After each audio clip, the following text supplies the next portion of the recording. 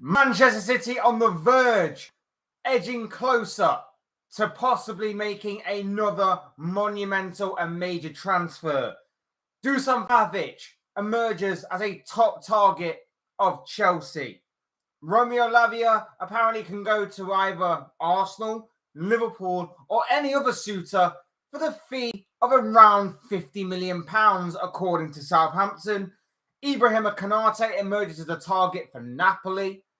And Moises Caicedo and Chelsea are set to resume talks this week ahead of what could be a monumental and major move there, as of course other transfers take place or are set to take place this week. Mason Mount is going to have his medical today at Manchester United. Pau Torres is set to schedule a medical, or Aston Villa is set to schedule a medical with Pau Torres, of course, ahead of that move. A lot to dive into this morning on another week of football ahead, another Monday morning, another round of big stories. Hey guys, welcome back to the channel. Welcome to another video, another all new news live stream we've got in store for you today, talking some of the biggest headlines from the world of football. As you can tell, we've got a lot to dive into this morning. So hit that like button, hit the subscribe button if you haven't already. Both things are always and forever be greatly appreciated. And like Titan Rowan is here, get involved in the chat, get involved in any of the stories I'm talking about, or any stories that you guys want to talk about as well. That'd be also greatly appreciated.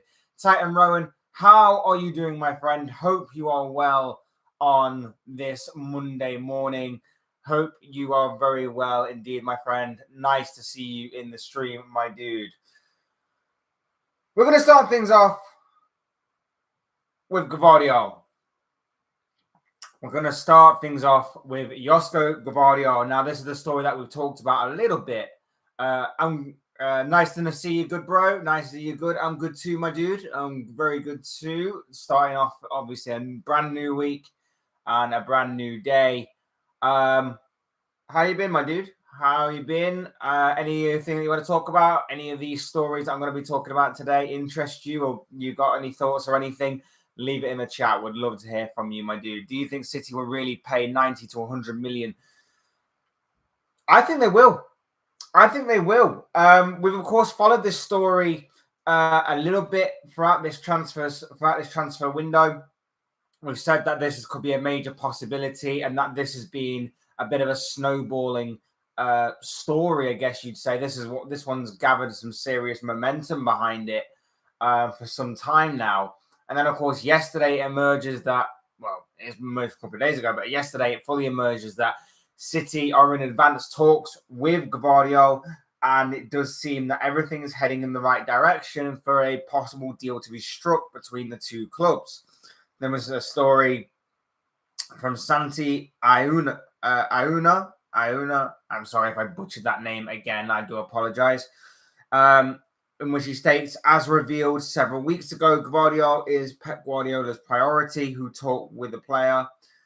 City have already met with his entourage in Croatia. City are preparing an offer of 120 million euros, including bonuses and a percentage on resale. Personal terms already agreed. So everything seems to be moving in the right direction there for Gvardiol to be eventually a Manchester City player.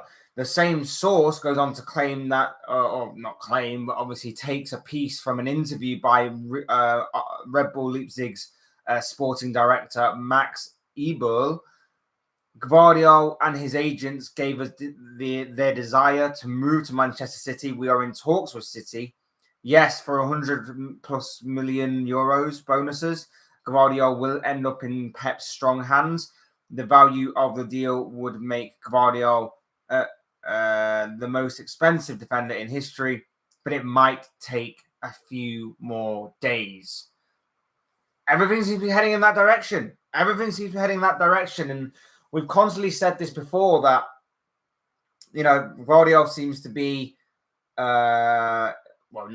he definitely is a highly sought of defender. He's a defender that is highly rated, highly sought of, with a high potential, high ceiling, can only get better with age and experience, it seems, a left-sided centre-back, more modern-day progressive centre-back, good with the ball at his feet, doesn't mind carrying the ball out of defence, eye for a pass as well, and is also very solid and is positionally intelligent as well. He seems to be the perfect modern-day defender that, of course, Guardiola would love.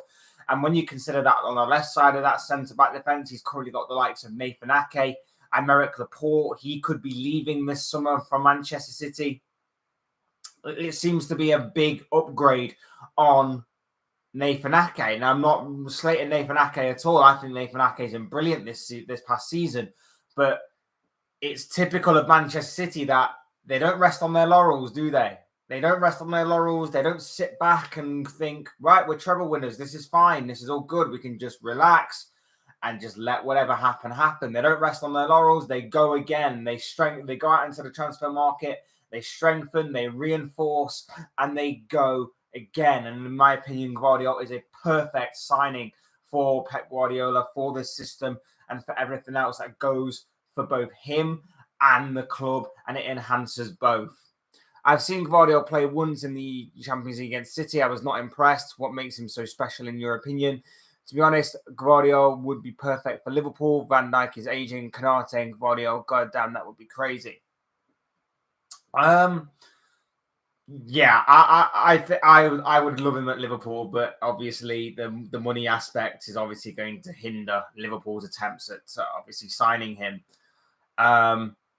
He's just a perfect modern day defender. And I think in a back three, I think it works brilliantly as well. I think in City, you may have cut him on a bad... I know that everybody had a bad day for Leipzig that day.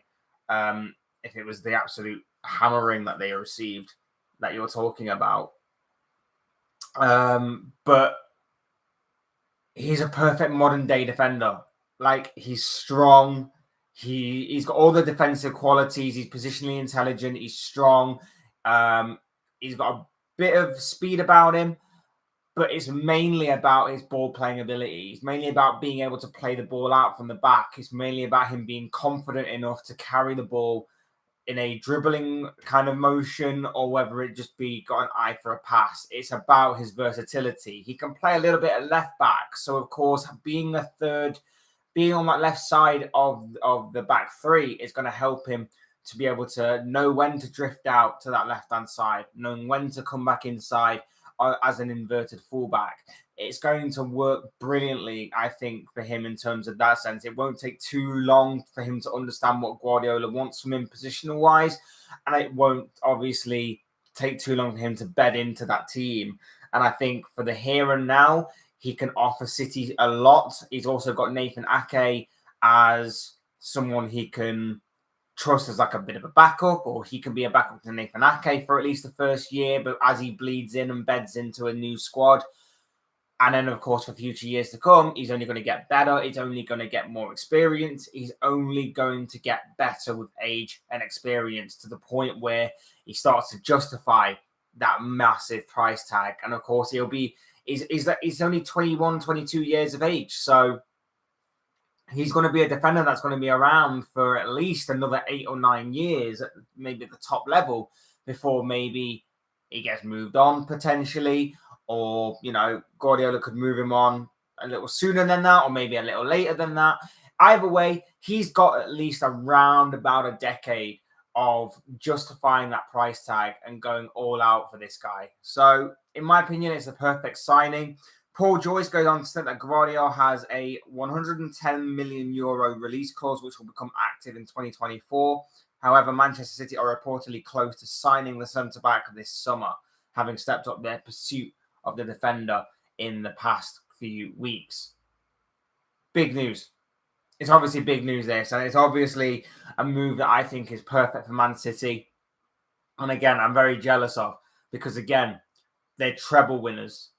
They've just won the treble, and yet they're going out and spending all this money. And in answer to, I know it's been a long-winded answer to your question of, do you think they'll pay the 90 to 100 million? City have that money, of course they do. And I said yesterday, when I was talking about the potential of Frankie de Jong going to Man City and City being interested in him, whether or not you think Declan Rice was all smoke and mirrors, or whether there was legitimate interest from Manchester City in Declan Rice to obviously try and put in that bid of, 80 million up front and then 10 million in add-ons or whatever it was. Who's to say that this won't work? And especially when you consider that the amount of players they may sell. If City go on and sell the likes of Riyad Mahrez, Bernardo Silva, Calvin Phillips, Aymeric Laporte, anyone else that has been linked with a move away, as Guardiola likes to keep things fresh, keep things rotated, who's to say that they won't get even more money to put towards reinforcing and strengthening the squad any further? City's squad right now is terrifying. Adding Gvardiol to that reinforces and strengthens it to an unbelievable level defensively. You then look at maybe, I don't know, if they do go out and get a Frankie de Jong, if they do go out and they go and get another right winger, it's going to get even more scarier for Man City. It truly is. Other clubs really need to gear up because City is just getting better. Do you think there is some teams that can push them next season? Arsenal at a push, maybe. I think if Arsenal can have another unbelievable season, but obviously just go one step further towards the end of the campaign, definitely they can push them. But I don't see them catching City tomorrow. I think we're heading for a 4 on the bounce. I think we're heading for a 4 on the bounce.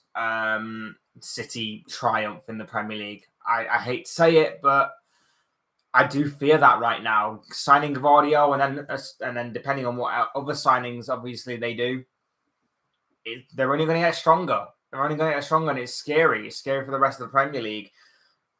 Liverpool has potential, but it's about how their new signings bed in. If their new signings are going to bed in, then maybe. Man United really need to pull their finger out with this takeover thing if they want to try and catch them.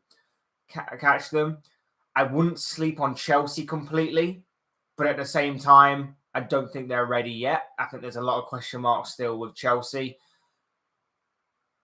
I can't see anyone past City, to be honest.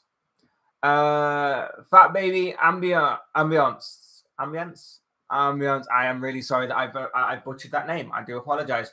How you doing, bro? Nice to see you in the chat and in the stream. How are you doing, my brother, on this fine Monday morning? Great signing. Simply leads with great signing. Couldn't agree more. Sums it up really nicely. Yeah, exactly. Bloody City indeed. I can't see City being caught unless they get a load of injuries. Yeah.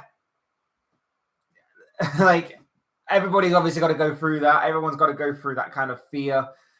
You saw what happened with Liverpool a few years ago when obviously they had a ton of injuries, mainly to their back line. But for one reason or another, City have managed to escape that. City haven't had as many injuries as other teams has, particularly not in the in a title race kind of scenario. You know, you look at even last year with Arsenal. Arsenal just suffered with key injuries at wrong moments. William Saliba being the key one, in my opinion. So we'll have to wait and see on that one. I need Harry Kane at United and do some Robin van Persie style and win. Get your takeover out the way and done with, and I possibly think that saga could maybe reignite itself. But you've got to obviously get this takeover thing done first. I am great, thanks, bro. How's you? Nice to see you, good bro. I'm good too, man. I'm good too. Just obviously Monday morning and starting a new week. Can't wait to see what happens in terms of obviously all the football news this week. So very much looking forward to that. It could be a big week in regards to some transfers and some stories. So ready and waiting for them. I have a question. Would you rather have United or City win the league next season since you are a Liverpool fan? Definitely City.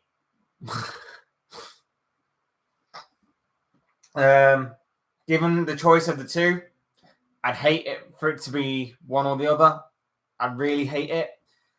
But but I'd rather it be City than see United, because that means then that, United would then move on to 21 league titles.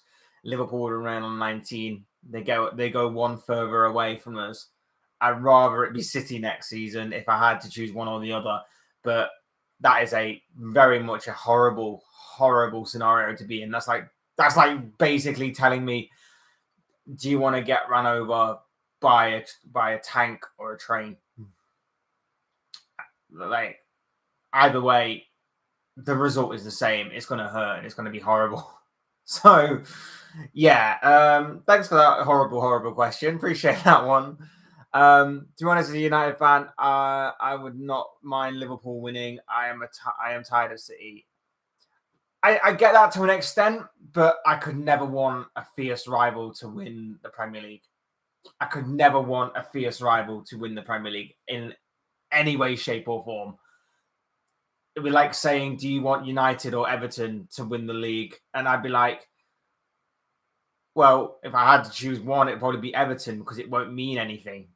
It won't mean anything if Everton were to win it. But at the same time, I'd still hate it. I'd still hate any success that Everton get. Same with City and United. I hate any success that either of them get. But at the same time, I'd rather it be City, because at least that ain't United. They ruined my childhood. United ruined my childhood. Every single season, having to watch them celebrate something important, whilst our team were like, we won something here, and then we would go a few years without, and then we won something here, and then won something there, and then a few years without. Just ruined everything. Which youngsters do you think will come through Liverpool in Europe? I'm thinking there's Bobby Clark, there's Ben Doak, and there's another guy whose name escapes me now because I can't remember his name.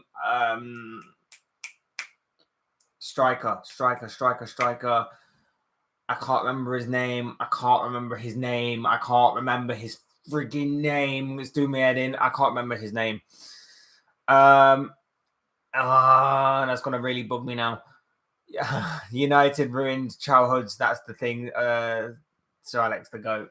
Absolutely. And I bet it was really fun and exciting for United fans to be able to go into school and everything and be like, yeah, we won again, and we won this and we won that, and let's take the mickey out of the Liverpool fans and the Arsenal fans and the Chelsea fans and whoever else. I bet that was a really fun time for you guys. I had a childhood which, wasn't that fun and wasn't that great. So yeah, thanks for that. Appreciate that. But yes, Gvardiol to Manchester City looks to be edging ever closer. I think this is a fantastic move by that name that I can't remember. It's going to really, really bug me. But yes, Gvardiol to Man City seems to be edging ever closer. Cannot honestly wait to see if obviously this does materialize, because let's face it, no one else is going to be in for him. So I might as well, from afar and as neutral as possible, try and obviously get something from this and try and obviously be entertained from the outside looking in. I think it will happen, whether it be this season or not. Remember, Leipzig aren't necessarily a selling club. They are not in the need to sell these types of players. They can obviously hold out for as long as possible. And obviously make a big enough profit next season. If Paul Joyce is right, at the very least, they're going to get 110 million euros. When his release clause kicks in next season, they can at least get that amount of money next year. So whether it's going to be this summer or next summer, it's going to be big. It's going to be big for Leipzig. It's going to be another massive sale for the club, in a club that obviously is used to selling players right now, or should be at least, because they've had this seems to be another player on a long list of names that's going to be that's going to be sold from this club. You look at the likes of Timo Werner in years gone by, Naby Keita, Ibrahima Konate, Daya Upamecano, Christopher Nkunku this season, and obviously the most recent one coming this weekend, of course, in Dominic Szoboszlai, to Liverpool. This guy seems to be the latest in a long list of people. Don't try to pronounce Dominic's full name. I'm going with Sabasloy, Sobosloy, something like that. That's what I'm going with. So again, I apologize if I completely butchered that name, but that's what I've been going with. So we're going to go with that one, and fingers crossed, you know who I'm on about. But yeah, seems to be the latest in a long line. I'm very much interested to gauge everyone's opinion. Everyone seems to think that this is going to be a quality move by Man City, a very good signing, this one, and I completely agree with them. But I'm interested to know if there's anyone out there that thinks that maybe it's too much. Maybe the price is too much. Maybe he's unproven so far at this level. I'm interested to hear thoughts of people on this particular transfer. I'm sure it would make for interesting reading in the chat. I am terrible with names too. Let me look and see who it is. Leighton Stewart. I've got to search it up. I've got to search it up because it. I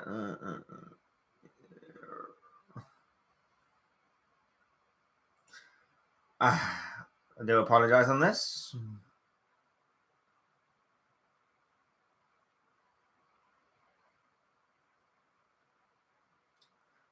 Yeah, so there's Bobby Clark, like we said. Cade Gordon is a bit of a hit and miss one. Cade Gordon, because he came in like a year or two ago, didn't he? And then obviously, I think he had a bit of an injury which kind of stopped his development. So that one could be interesting to look forward to. Leighton Stewart, that is definitely one. I'm thinking of a different one though. Oakley Cannoneer. Maybe not for right now, but maybe in a few years' time. But yeah, definitely Leighton Stewart is definitely one to look out for. Don't know if he'll progress this season, but might just be one to look out for in the future. So yeah, thank you for that. Thank you for looking that up.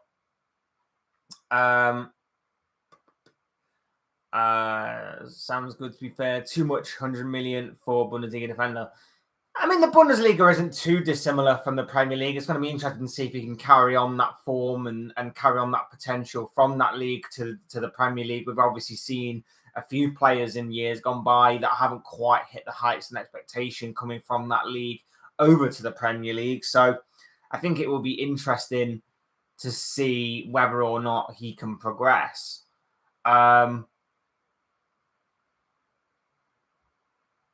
yeah, I agree with you. No one's really worth 100 million. And if I didn't think Declan Rice was going to be worth 100 million, I'm definitely not going to sit here and say that this guy's going to be worth 100 million either.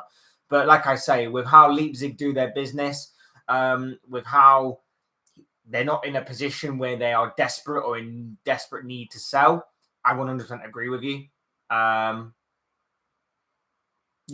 I 100% agree with you on that one. So, and we'll wait and see, obviously, how that goes. But at the same time, yeah, Gvardiol to Manchester City. It seems advanced. It could be done at any moment. Talk seem to be going very positively if you're a Manchester City fan or anybody associated with Manchester City. I think that this will obviously move in the right direction. I honestly would not be surprised if this does go. This does go in Man City's favour. Yeah, not sure about Gordon. I don't think he's going to live up to it. Oh yeah, Oakley was the guy that that threw the ball to Trent in the game against Barca. The ball. Oh yeah, that's his sort of claim to fame so far, and we'll see obviously how he progresses and how he goes. But yeah, I just couldn't remember his name. I remember Stewart a little bit, and then it wasn't the guy I was thinking of because I was like, no, that's not the name of the guy I was thinking of. And then, of course, I had to look it up because it was going to bug me otherwise and it would just frustrate me throughout the stream. So, yeah, thanks for that. Gvardiol, I think, could struggle with the pace of the league. I think he might do. but it might be the typical Guardiola signing of maybe he takes a year to adapt to the league. You know, like a Jack Grealish or a Rodri even. Those two players in particular stand out whenever I think of Pep Guardiola signings that took a year to kind of bed into the league, bed into the squad in obviously Grealish's case, to really understand his role, the kind of positions and things that Guardiola wants him to take up, and the kind of things he wants him to do when in possession or out of possession. Gvardiol may take a year to adapt, but I can't imagine it's going to be too long in terms of that aspect. So, yeah, we'll have to wait and see, obviously, how Gvardiol adapts. But at the same time, I think it will come good in the end. Like the vast majority of Pep Guardiola signings, I think this will come good in the end, and I cannot see it failing. I think it might, like I say, it might be a tough start. He might hit the ground running. We'll have to wait and see on that one. But overall, Pep can't do no wrong. And Pep's got an amazing eye for this kind of thing. He's got an amazing eye for talent, an amazing eye for development, and an amazing eye for the future as well as the present. And I'm sure it will work out perfectly. Time will tell about Gvardiol, but I'm super excited next season, especially Newcastle. I'm excited for Newcastle too. And it's going to be tough for them, especially when you consider that they've not spent a great deal in this transfer window. I know they're going to get Sandro Tonali, but it doesn't look like their spending is going to be as crazy as what we first thought. It doesn't seem like their spending is going to be as free-flowing as what we first thought. But I'm excited to see them, mainly in Europe, of course. Champions League, them nights at St. James's Park, it's going to be absolutely buzzing and bouncing in Newcastle on a Champions League night next season. And especially being in pot 4, it does... With them being in pot 4, obviously, it does sort of mean that the possibility that they're going to get some big ties next for the Champions League group stages could be very likely. So I am very intrigued to see Newcastle for next season. Very, very interested. And we'll wait and see, obviously, how it goes. And obviously, we'll wait and see if this week they can wrap up the Sandro Tonali deal, because that is going to be monumental. And that is going to be major ambition displayed there by Newcastle. A big statement signing, in my opinion, in Sandro Tonali. I heard that there is five slots for the UCL next season. Is that true? It's because they changed the format, isn't it? They changed the format next season, and I've not quite read up on it, so I'm not 100% sure if there is or not.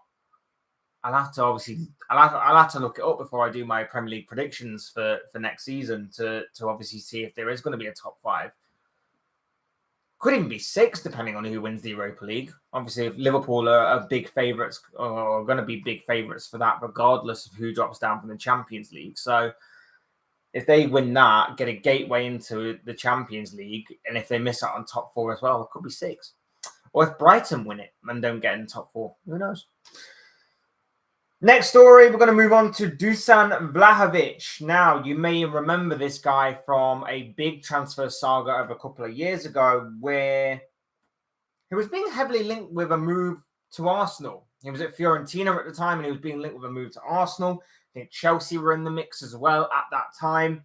He ended up moving to Juventus, and after 63 appearances, scoring 23 goals and assisting 6 times, there's a slight possibility that maybe his time with the old lady in Serie A may be coming to an end.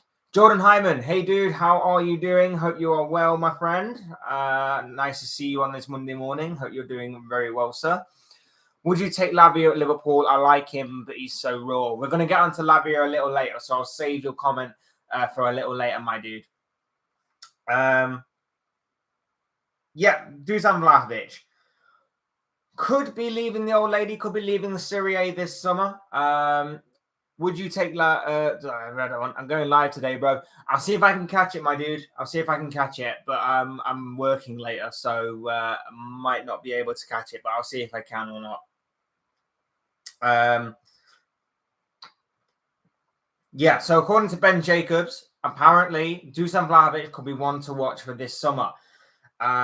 According to him via the Football Terrace, Chelsea are leading the race to sign Juventus striker Dusan Vlahovic. That's according to the front page of today's Corriere dello Sport, Italian publication. So you know that one could have some legitimate weight behind it. Who say an opening bid of £51 million would not be enough to land the Serbian striker. That comes obviously from there. Ben Jacobs via the Football Terrace, like I say, has said to watch this space on Vlahovic. But it does seem like Chelsea are leading the race for this one, if there is to be the case. Now, of course, we know that Chelsea have been looking at strikers. They've obviously signed Nicholas Jackson from, I want to say Villarreal, but my mind has just gone again. Oh, God. I need to take my memory out, put it on a treadmill and jog it, because Jesus Christ, I cannot remember anything. I want to say Villarreal, but now I'm second guessing myself. I think it is Villarreal. We're going to say Villarreal.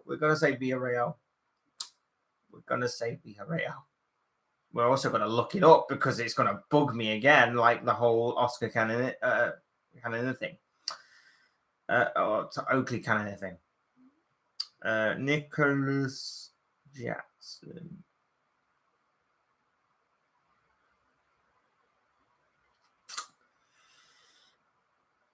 And everyone enjoy Villarreal. Yes, it is. Jesus Christ, I am stupid. Right. Right. Yeah. So we know that they're in the market for strikers. Whether this actually takes place or not, maybe there are other areas that maybe Chelsea are looking to fulfill. Obviously, they've signed Nicholas Jackson, like I say. Yeah. If I drank coffee, I probably would. Gee, it's more my memory, dude. My memory is just completely gone. Like, I can't remember names. I can't remember teams. It's either that or I do remember them, but I second guess myself in order for me to forget them. And that was the case there. I remembered it was Villarreal. I thought it was Villarreal. I said Villarreal. And then my mind was like, maybe it's not Villarreal. Jesus. I think he can... can see that happening, Vlahovic to Chelsea. I think it depends. I think it depends on obviously what Pochettino looks at in his team and sees what gaps and holes need plugging. Because obviously they signed Nicholas Jackson, like I say. So they have a very raw striker there. He looks good. He looks quality. He looks like he's got a lot of potential about him whilst being rough around the edges.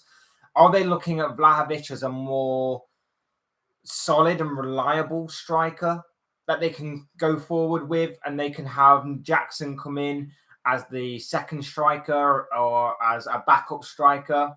Maybe Christopher Nkunku maybe as more of a number 10 kind of position, or maybe more as a winger kind of position. We don't really know what the situation is going to be with him and where Pochettino rates him to play and be more effective at.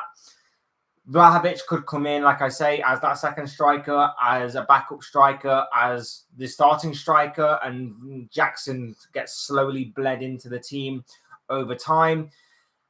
It could be very interesting to see what happens with this one. Vlahovic, to me, solid enough, solid striker, got a wicked and fierce shot on him. We've seen him, we've seen his highlight reel.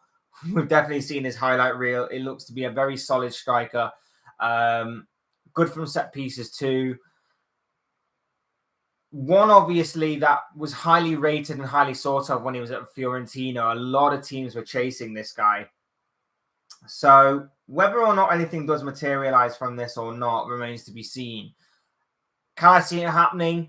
With it being Juventus and with it being a team that financially isn't in the best of states right now in comparison to a Chelsea that are throwing money around, and obviously are going to have a lot of money recuperated from obviously the sales of many Deadwood players this summer. It wouldn't surprise me if this kind of deal was to take off. But obviously when you consider that there's Moises Caicedo to talk about, there are other signings and other areas of that Chelsea team that definitely need filling in terms of filling gaps and filling voids left by some of those players.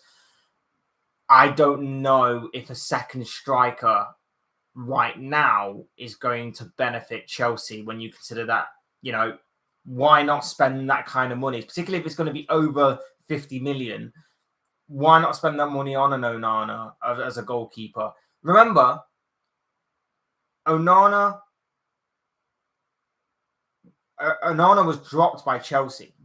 Chelsea allegedly walked away from Andre Onana after chasing a goalkeeper and wanting a goalkeeper because they saw Kepa and Mendy is not good enough. They were giving Mendy to Saudi Arabia. Kepa was either going to have to be their second choice goalkeeper or they were just going to throw away both.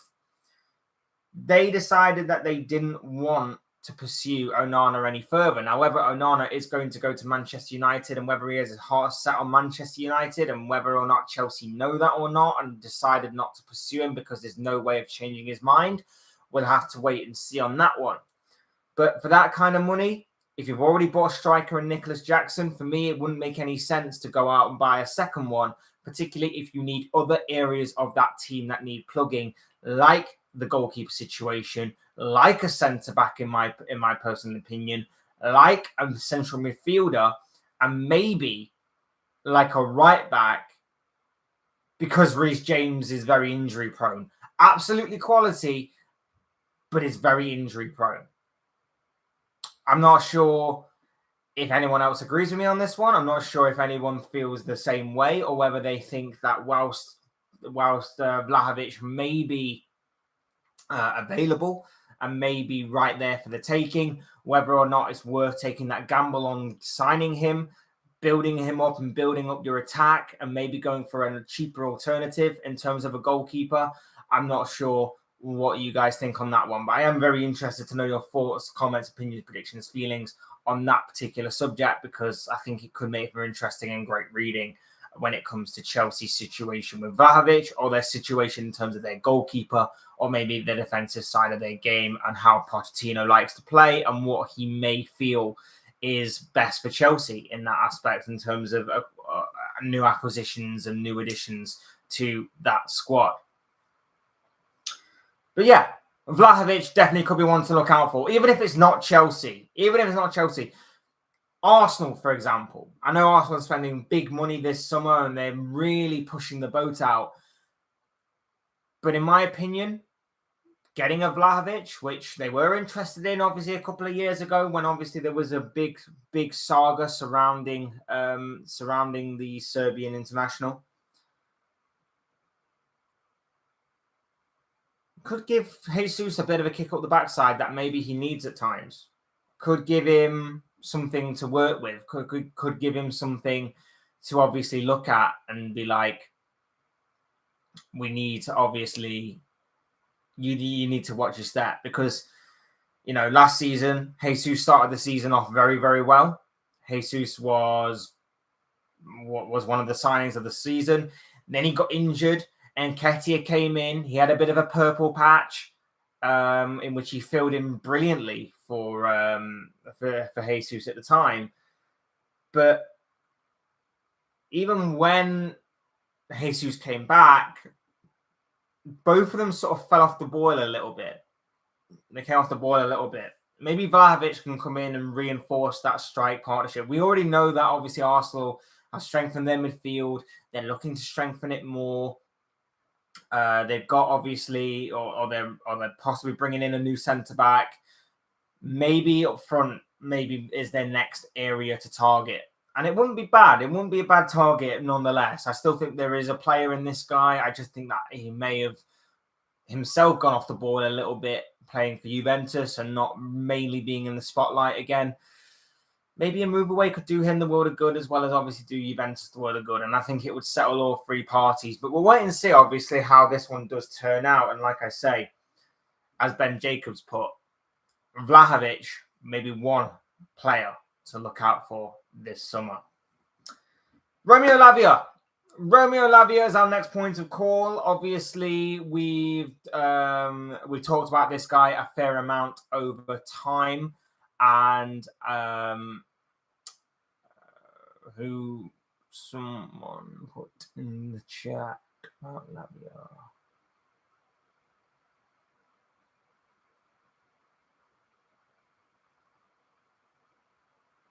Someone put in the chat about Lavia. I remember that. Don't know who.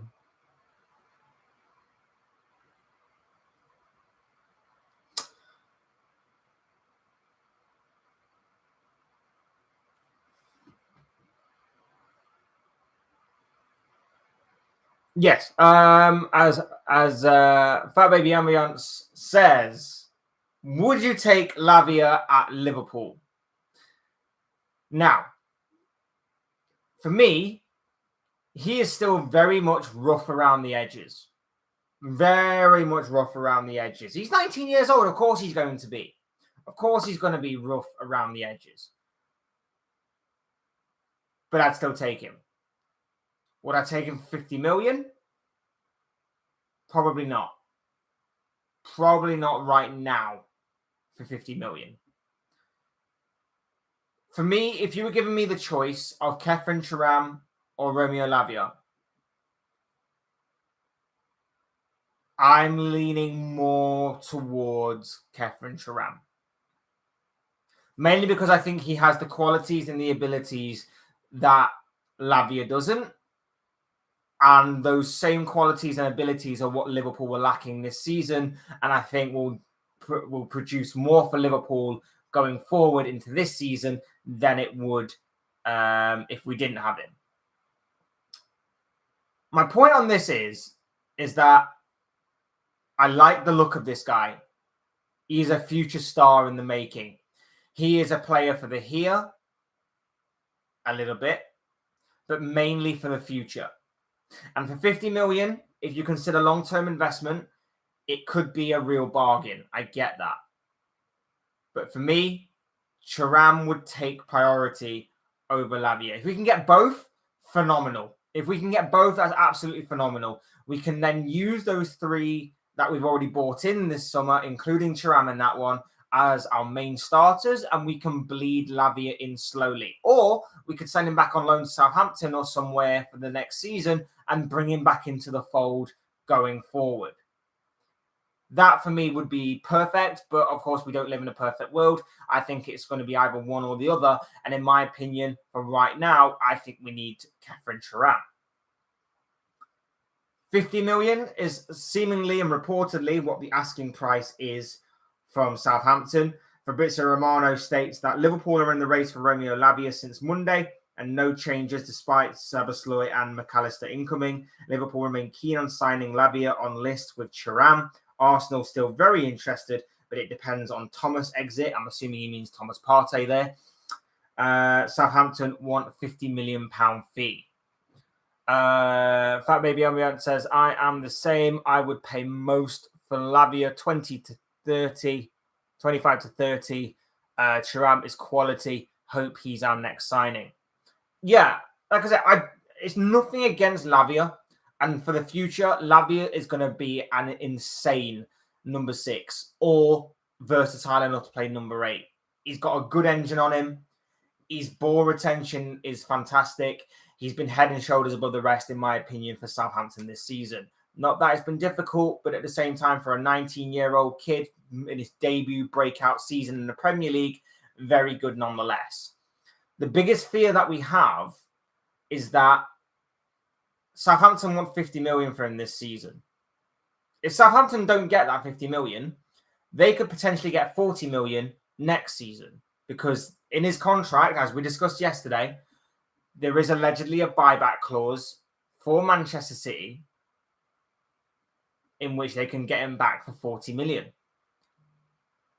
If he has a very good season in the Championship, if he's head and shoulders above the rest in the Championship, if Pep Guardiola sees the potential still, if he sees that there is a quality player in there, City will have no issue in buying him back for 40 million. No issue whatsoever in buying him back for 40 million. And that kind of worries. And again, they'll reinforce their defense. He'll be a long-term replacement for the likes of John Stones and Rodri. and City reinforce and strengthen again. Simple as that. Like, if Arsenal or Liverpool, the two teams that are said to be strongly linked with signing him this summer, don't get him, City probably will next season. Slightly worrying, yes, but at the same time, to be expected. Very much so to be expected. So we'll wait and see, obviously, if anything else does materialize. I, for one, am very intrigued by this story, have been throughout, which is why I talked about it a fair amount. Interested to see if, obviously, Liverpool do something with this. But in my opinion, I'd say get Kefren Turam first. Because if Southampton hold out for 50 million and they're going to get that 50 million price tag, all right, it might not be a great deal, but Thuram, in my opinion, might be slightly less.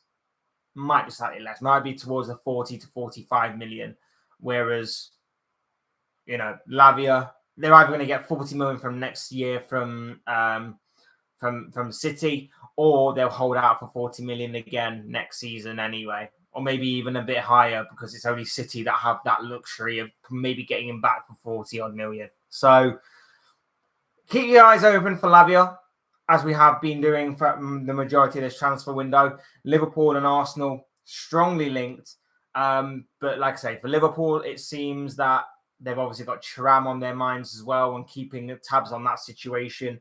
And obviously for Arsenal, it seems that in order for them to get Lavia, they may be exploring the option of getting rid of Thomas Partey, which could be very interesting in itself, because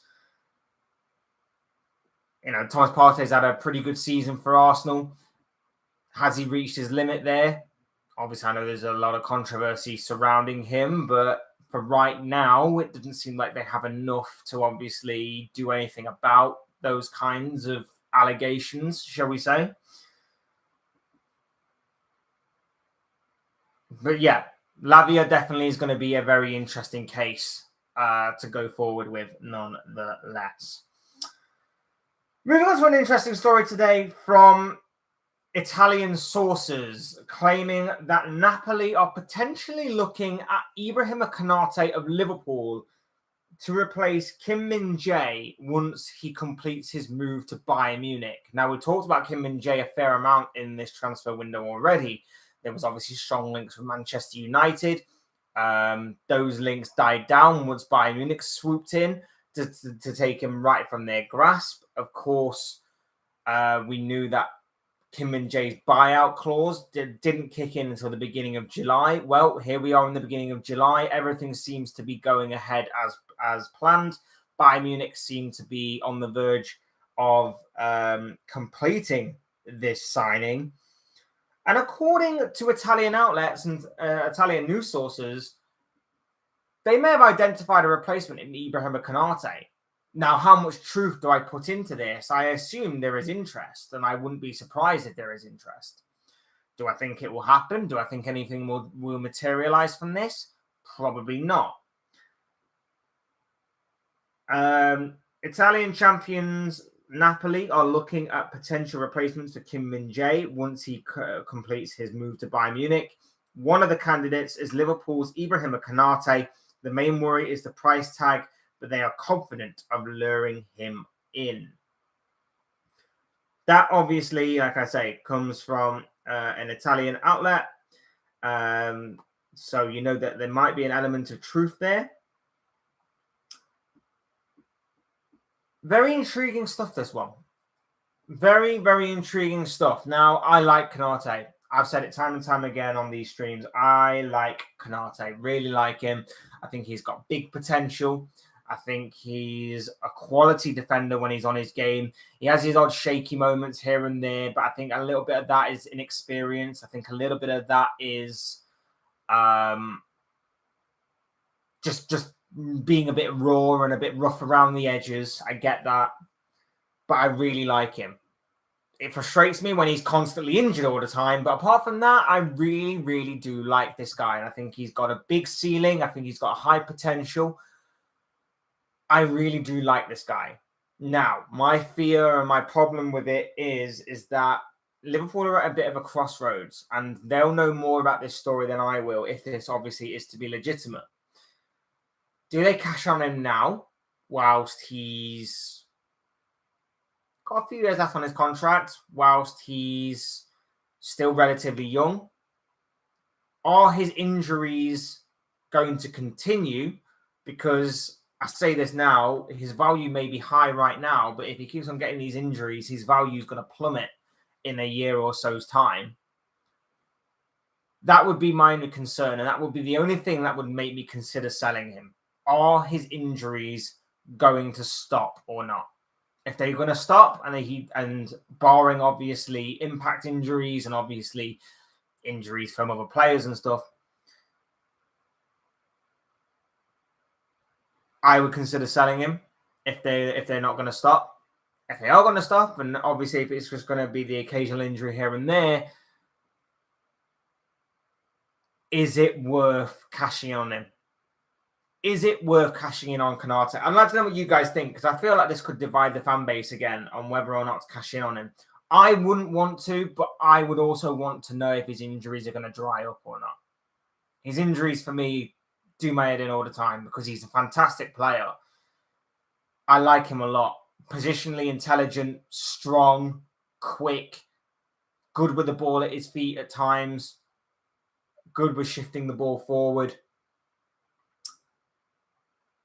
But as Fat Baby Omiyans points out here, he hopes he doesn't turn into a Matip. And personally, for me, I get that, because Matip is again another one with injuries. Not so much this past campaign, but there have been times where Matip's been in for a few games and out for more, in for a few games and out for more. And I just don't want that to happen with Konate, and especially if Konate's value is at a pretty respectable and high level right now. Would his value plummet if obviously he was to continue to pick up these injuries? Yes, it would. Yes, it would. So do we cash in on him whilst his value is still high? Or do we risk his value plummeting, him picking up more injuries, and then maybe having to obviously go back to Napoli with a reduced offer for them to sign him? Obviously, time will tell on that one, but keep your eyes posted on that one. That one could be very interesting, to say the least. And finally, on this, on the big stories, we come to Moises Caicedo. Fat Baby Ambiance also says that I wouldn't see how Konate is at the end of the year. I somewhat agree with that, but like I say, it's a big risk, that one. It's a big risk. Like I say, if he continues to pick up injuries, a year older, more injuries, a year down left, another year gone on his contract. Yeah, it's a risk, but it's one that obviously Liverpool will know more of whether to take or not than I will. So we'll wait and see if that one does materialise. Like I say, next story, Moises Caicedo. Not really much to report on this one other than a slight update coming from Fabrizio Romano, in which he says he understands that Chelsea will continue talks with Brighton for Moises Caicedo next week, as in this week. Clubs will be in direct contact as negotiations are ongoing. Chelsea hope to find a solution soon, as personal terms are not an issue. Moises already said yes to Chelsea. Talks on. Simply put, this one is not moving as a quicker pace as, say, what Dominic Szoboszlai was over the weekend, or maybe what Gvardiol is, but it does seem to be moving nicely. I would say that Chelsea have nothing really to fear as of right now. Obviously, I think if I was a Chelsea fan, the biggest fear I would have is that maybe United's takeover could potentially put a spanner in the works, maybe, could potentially throw a bit of a curveball in there if that does take place. But for right now, it seems to be fine.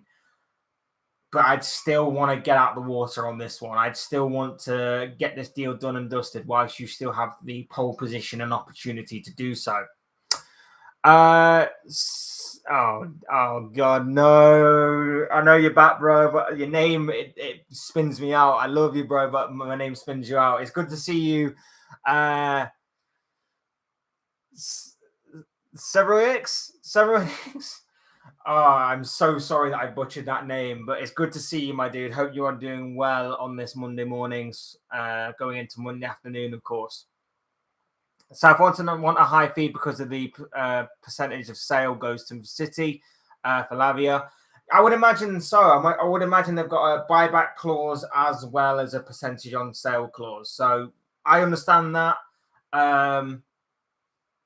He's also highly rated. He's also got a huge potential. I 100% understand that. So yeah, it all makes sense for Lavia, and it all makes sense for Manchester City, and it all makes sense for Southampton. But yeah, I 100% understand where you're coming from with that. But yeah, good to see you, my dude. Welcome along to the stream. Welcome along to another live stream on all new news. So welcome along, my dude. Hope you are well on, like I say, this Monday. You pronounced it right for the first time. The X is silent. What did I say first time? Sayroy. Sayroy? Is that it? Sayroy, yeah? You pronounced it right first time. X is silent. Yeah, Sayroy, right?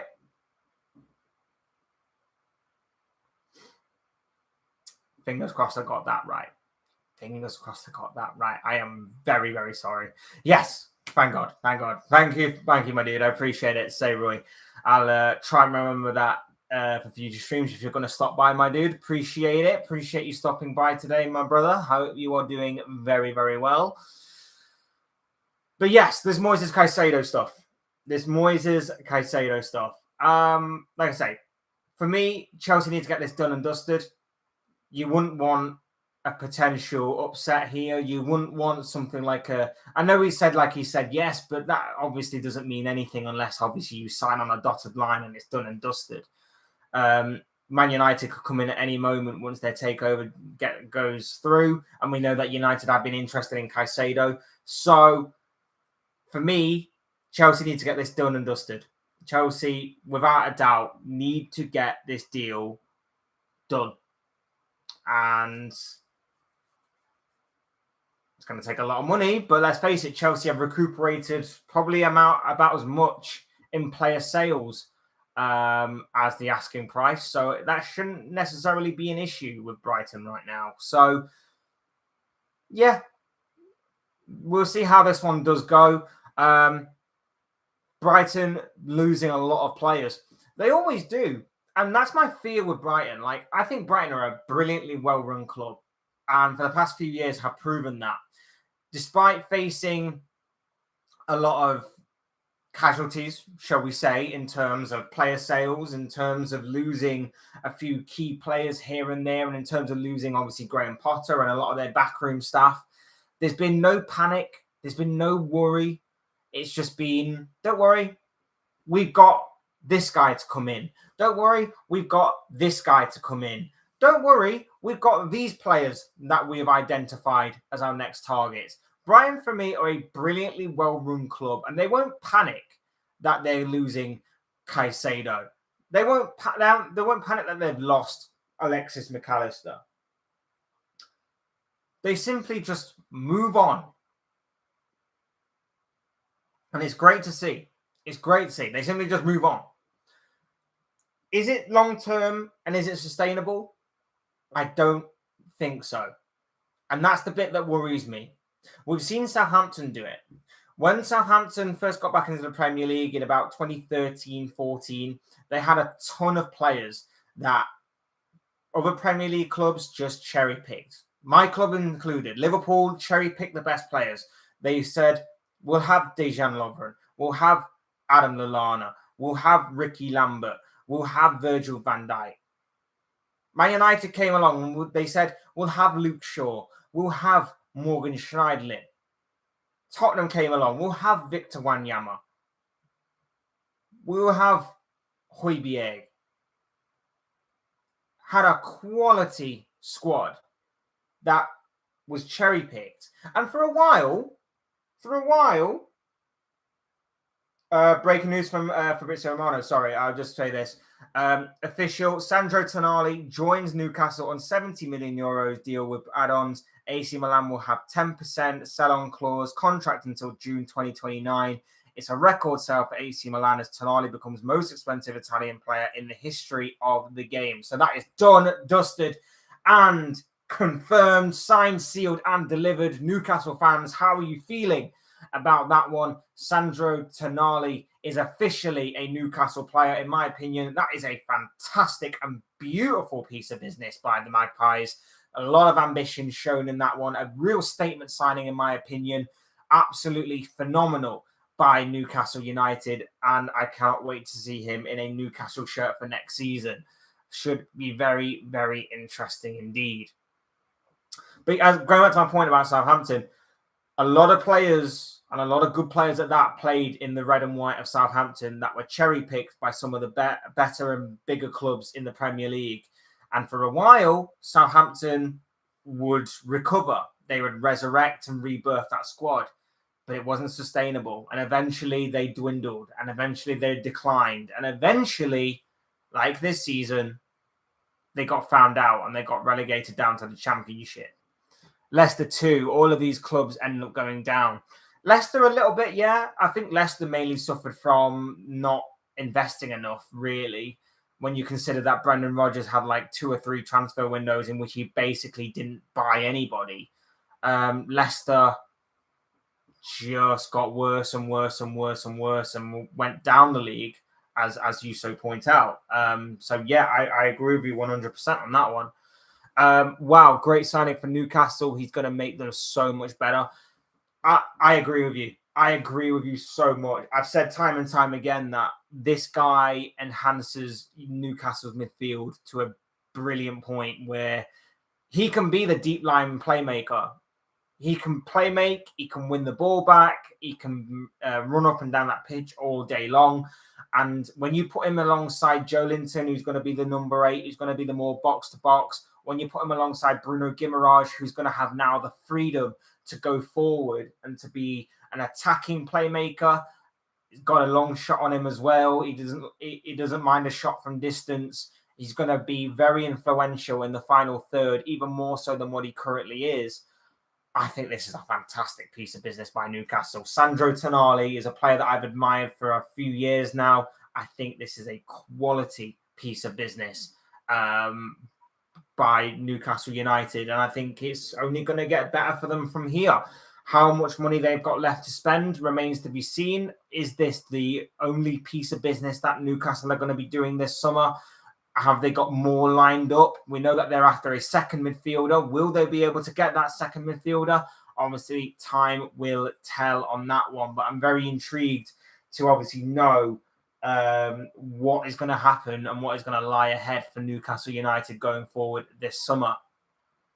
But yes, Sandro Tonali signs. Moises Caicedo is edging closer, it seems, to a move to Chelsea. But, of course, talks still ongoing between the two clubs there. Well, other stories just to quickly note on. Mason Mount is going to have his medical today at Manchester United. So we can expect that to basically be confirmed, or should be confirmed within the next 24 to 48 hours or so. Pau Torres is going to have his medical schedule with Aston Villa, of course. I think these two are very good signings for their respective clubs. I don't necessarily agree with the price tag on Mason Mount, but I think that when you consider that the type of player he is, the box-to-box level he's going to bring to Manchester United, the way he's going to help Casemiro in recovering the ball and transitioning defence into attack, as well as going forward himself and maybe creating a bit more for the attacking outlet of Manchester United, I think it's going to work out pretty well for him. Plus, he's English, fits in with a homegrown quota as well. I think it's a good all-round signing. Not perfect by any means, not brilliant in terms of the type of player he is, and not brilliant in terms of maybe the price tag, but a good, solid addition to Manchester United nonetheless. Please, God, can we sell Joe Gomez? I said this year that or this summer that we should sell him. My only counter argument and the only reason why I don't think we will sell Joe Gomez is simply for the reason that he fits in with our English homegrown quota. So I think for that aspect, it's the only reason why we keep him, at least for this summer. So as much as I somewhat agree with you that maybe it's time for Gomez to move on, I also think that because of our homegrown quota not being strong right now, we may have to keep him. That's my only counter argument to why we are keeping Joe Gomez. Not that I think he's a completely terrible player. I still think there's a bit of a player in there. I just think injuries have hindered him so much that I just don't think we're going to see him reach the potential that he once displayed or once showed at the club. But at the same time, just because he's English, just because he fits in with the homegrown quota, I think is why we are going to keep him. And I think is maybe the only real reason why we are even considering keeping him right now. I think if he was foreign, I would say that we're going to get rid of him this summer. But because he's English, fits in with that squad registration, I think that is why we are going to keep him. So I somewhat agree with you, but I can also see why that would be the case. But yes, Mason Mount to Manchester United should be done within the next 24 to 48 hours. Pau Torres should be done at some point this week, depending on obviously when the medical is going to be scheduled.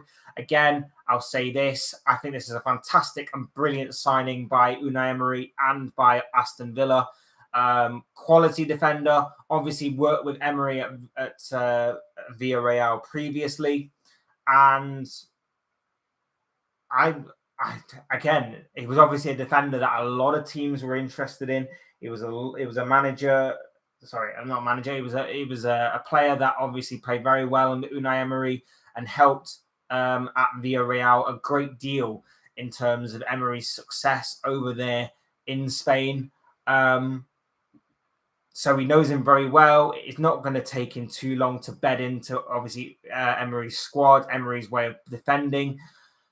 I just think this is a quality signing, and I think that this is a very smart move by Aston Villa. And I don't think Aston Villa should be looked down upon this summer. I think they're actually doing some pretty decent business. Yuri Tielemans, I think, is a good fit for them. I don't think he was. I think obviously when you see his attitude this past season with Leicester, I don't think maybe in terms of ability, he may have been right for maybe a top 4 club, but in terms of attitude and in terms of work rate, maybe he wasn't the best. So I think Aston Villa may be a very good place for him to be playing his football for next season. Add Pau Torres to the mix and maybe 1 or 2 other signings as well. Maybe another winger, perhaps. Maybe another fullback, maybe. I think it could be an interesting season for Aston Villa. And obviously with Unai Emery at the fold, and obviously with them being in the Europa Conference League next season, a competition that is 1 tier below Europa League, which we know is Unai Emery's bread and butter, shall we say.